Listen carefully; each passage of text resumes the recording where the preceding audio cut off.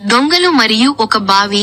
ఒకసారి శ్రీ కృష్ణదేవరాయలు తమ రాజ్యంలోని ఒక జైలుని పరిశీలించడానికి వెళ్లాడు. అప్పుడు అక్కడ ఖైదీలుగా ఉన్న 2 దొంగలు రాజు గారిని కలవాలని భటులను కోరారు. రాజుగారు అది గమనించి వారిని పిలిచారు.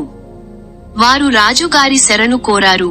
వారు చాలా నైపుణ్యత కలిగిన దోపిడీ దొంగలని, ఇప్పుడు వాళ్లని దయతలచి వదిలేస్తే ఇతర దొంగలను పట్టుకోవడంలో భటులకు సహాయం చేస్తామని, మరల దొంగతనం చేయమని చెప్పారు.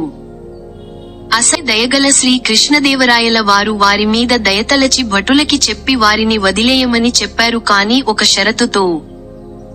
రాజుగారు వారిని, తెనాలి రామకృష్ణుడు ఇంట్లోకి ప్రవేశించి విలువైన వస్తువులని దొంగిలించి తీసుకొస్తేనే మిమ్మల్ని గూఢచారులుగా నియమిస్తామని చెప్పాడు. ఆ సవాలును దొంగలు స్వీకరించారు. అదే రోజు రాత్రి ఆ 2 దొంగలు తెనాలి రామన్ ఇంటికి వెళ్లి చెట్ల పొదలు దగ్గర దాక్కున్నారు.